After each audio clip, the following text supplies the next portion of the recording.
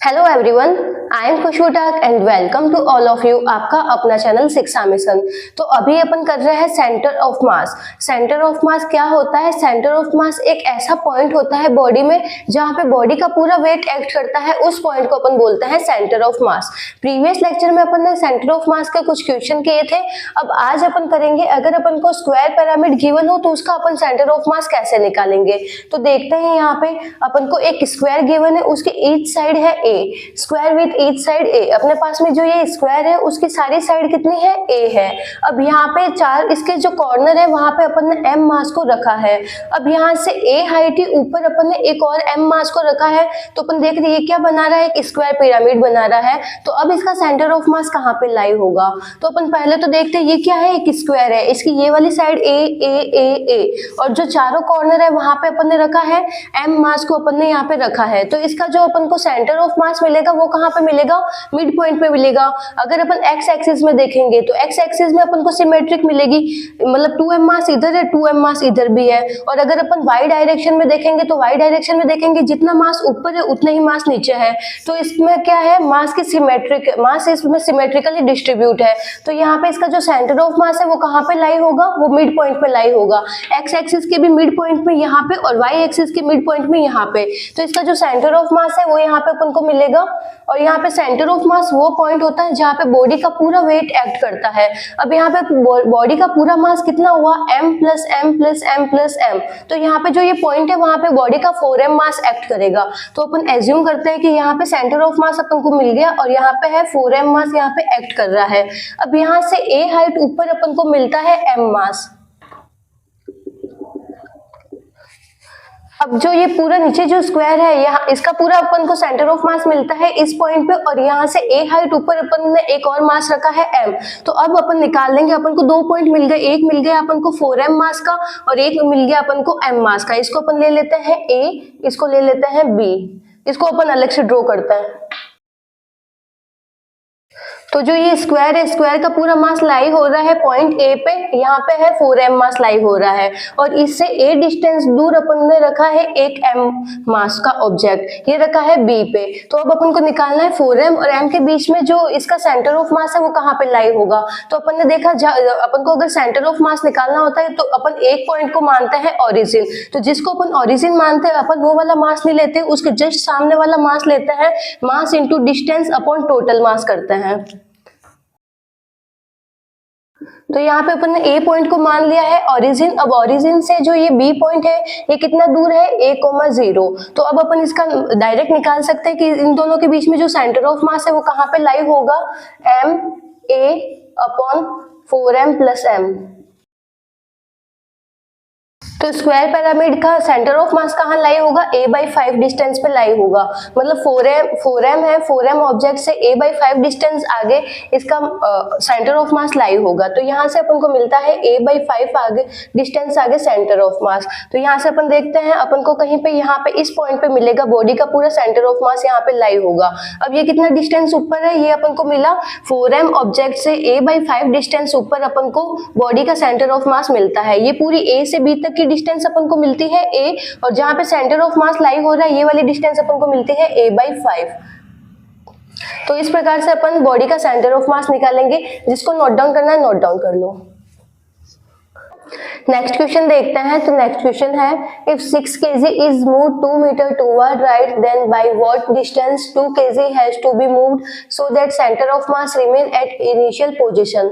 अब यहाँ पे अपन को बोल रहे हैं अपने पास में दो मास है, एक मास है 2 kg का और एक मास है 6 kg का।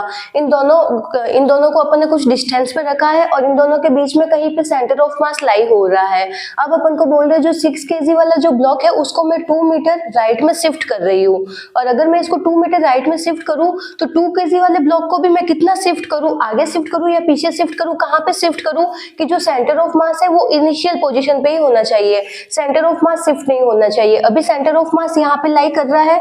अभी 6 kg ऑब्जेक्ट को मैं 2 मीटर राइट में लेके जा रही हूँ, तो उसके बाद में 2 kg वाले ब्लॉक को मैं कितना आगे शिफ्ट करूं या पीछे शिफ्ट करूं? कहां पे शिफ्ट करूं और कितना शिफ्ट करूं कि जो सेंटर ऑफ मास है ये अभी भी वहीं पे है और इसको शिफ्ट करने के बाद में भी सेंटर ऑफ मास वहीं पे लाई होना चाहिए, सेंटर ऑफ मास की जो पोजीशन है वो चेंज नहीं होनी चाहिए।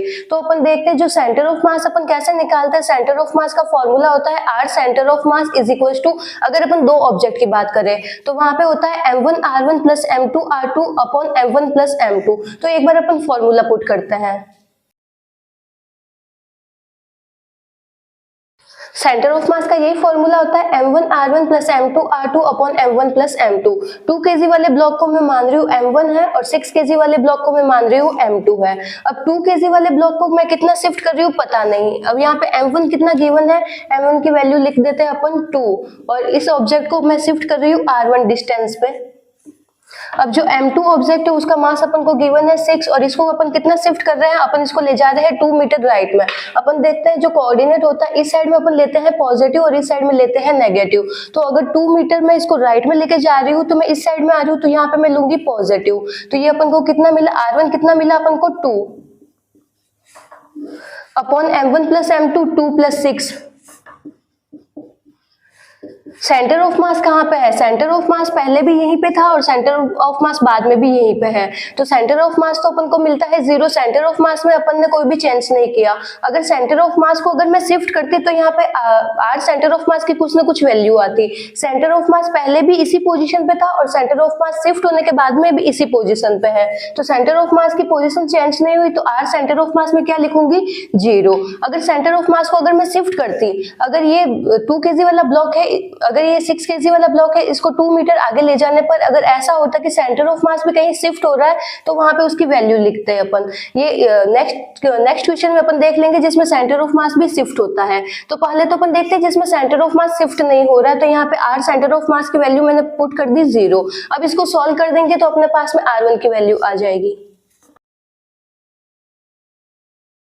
तो यहाँ पे r1 की वैल्यू कितनी है, ये -6। अब माइनस का साइन मतलब जो 2 kg वाला ब्लॉक है उसको मैं 6 मीटर साइड में लेफ्ट में लेके जाऊंगी, तो जो सेंटर ऑफ मास है वो उसी पोजीशन पे रहेगा। अपन को क्वेश्चन गिवन है, अपने पास में 2 मास है, एक मास है 2 kg, एक मास है 6 kg। 6 kg वाले ब्लॉक को मैं 2 मीटर राइट में लेके जा रही हूँ, तो सेंटर ऑफ मास मेरे को इसी पोजीशन में रखना है। तो 2 kg वाले ब्लॉक है उसको मैं कहाँ पे लेके जाऊँ कि जो सेंटर ऑफ मास है वह इसी पोजीशन पे लाई करे। तो यहाँ पे अपन पहले फॉर्मूला पुट करता है R centre of mass is equal to m1r1 plus m2r2 upon m1 plus m2। अब जो 2 kg वाला ब्लॉक है उसको मैंने m1 एज्यूम किया और 6 kg वाले ब्लॉक को m2। तो अब 2 kg वाले ब्लॉक को कितना शिफ्ट किया अपन ने पता नहीं, तो यहाँ पे अपन ने ले लिया r1, और जो 6 kg वाले ब्लॉक है उसको मैंने 2 मीटर राइट में लिया, तो इसलिए मैंने यहाँ पे प्लस साइन लिया। अब अपॉन m1 प्लस m2 किया तो 2 प्लस 6, इसको अपन ने सॉल्व कर दिया।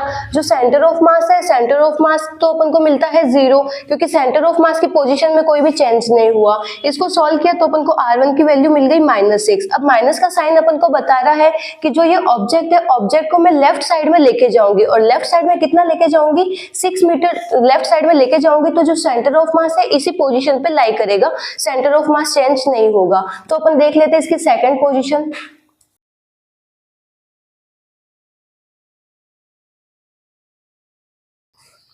तो 2 kg वाले ब्लॉक को अपन लेफ्ट साइड में 6 मीटर शिफ्ट करेंगे तो सेंटर ऑफ मास बॉडी का वहीं पे लाई होगा, और 6 kg वाले ऑब्जेक्ट को 2 मीटर राइट में शिफ्ट करेंगे तो सेंटर ऑफ मास बॉडी का वहीं पे लाई होगा। जिसको नोट डाउन करना है नोट डाउन कर लो।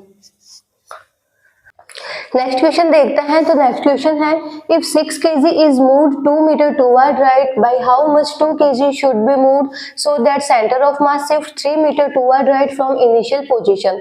अब यहाँ पे अपन को क्वेश्चन को चेंज करके दिया है। पहले अपन ने क्या देखा था, जो सेंटर ऑफ मास है वो शिफ्ट नहीं होता है, centre of mass original position पे ही रहता है। अब अपन को जो क्वेश्चन बोल रहे हैं उसमें बोल रहे हैं 6 kg वाला ब्लॉक है उसको मैं 2 मीटर राइट में लेके जा रही हूँ, तो जो ये सेंटर ऑफ मास है ये भी क्या कर रहा है 3 मीटर राइट में शिफ्ट हो रहा है। तो अब मेरे को 2 kg वाले ब्लॉक को किधर लेके जाना है, राइट में लेके जाना है या लेफ्ट में लेके जाना है। 2 kg वाले जो ब्लॉक है उसकी पोजीशन में कितना चेंज होगा और किस साइड में अपन को इसको ले जाना है, तो ये अपन को बताना है। पहले अपन ने क्या देखा था, 6 केजी वाला जो ब्लॉक था उसको मैं लेके गई थी 2 मीटर यहाँ पे, 2 मीटर राइट में, तो सेंटर ऑफ मास वहीं पे लाई कर रहा है। तो उस केस में अपन को बताना था कि 2 केजी वाले ब्लॉक को अपन कितना शिफ्ट करेंगे। अब यहाँ पे क्वेश्चन क्या है, चेंज है। 6 केजी वाले ब्लॉक को अभी भी मैं राइट में लेके जा रही हूँ 2 मीटर, तो सेंटर ऑफ मास है ये भी क्या कर रहा है, राइट में शिफ्ट हो रहा है 3 मीटर। तो अब जो 2 केजी वाले ब्लॉक है उसको अपन कहाँ पे लेके जाएंगे, राइट में लेके जाएंगे या लेफ्ट में लेके जाएंगे, और लेके जाएंगे तो अपन कितनी डिस्टेंस पे उसको लेके जाएंगे। तो यहाँ पे अपन लगाते हैं सेंटर ऑफ मास का फॉर्मूला। 2 केजी वाले ब्लॉक को अपन एज्यूम करेंगे m1 और 6 केजी वाले ब्लॉक को अपन एज्यूम करेंगे m2। तो यहाँ पे m1 की वैल्यू कितनी है 2, इसको अपन कितना लेके जा रहे हैं, r1 डिस्टेंस लेके जा रहे हैं। m2 ऑब्जेक्ट की वैल्यू कितनी है यहाँ पे 6, और ये इसको अपन कितना लेके जा रहे हैं, इसको अपन लेके जा रहे हैं राइट में, और राइट में लेके जा रहे हैं 2 metre upon m1 plus m2, तो 2 प्लस 6। सेंटर ऑफ मास अपना कितना शिफ्ट हो रहा है, सेंटर ऑफ मास अपना शिफ्ट हो रहा है 3 और हो रहा है राइट में। तो अपन राइट वाले साइन को अपन लेते हैं पॉजिटिव, और अगर लेफ्ट में लेके जाते हैं तो उसके साइन को अपन लेते हैं नेगेटिव। तो अपन इसको राइट में लेके जा रहे हैं तो अपन यहाँ पे अपन को वैल्यू मिल गई +3। अब इसको सॉल्व कर लेंगे तो अपन को r1 की वैल्यू मिल जाएगी। तो r1 की वैल्यू अपन को मिली 6। अब यहाँ पे साइन कौन सा है, साइन है प्लस, तो अपन जो 2 केजी वाले ब्लॉक है 2 केजी वाले ब्लॉक को भी अपन राइट में 6 लेके आएंगे। 6 केजी वाले ब्लॉक को अपन राइट साइड में 2 मीटर ले जाएंगे तो सेंटर ऑफ मास 3 मीटर आगे शिफ्ट हो जाता है। तो उस केस में अपन 2 केजी वाले ब्लॉक को कितना शिफ्ट करेंगे, तो 2 केजी वाले ब्लॉक को भी अपन राइट में 6 मीटर आगे लेके आएंगे।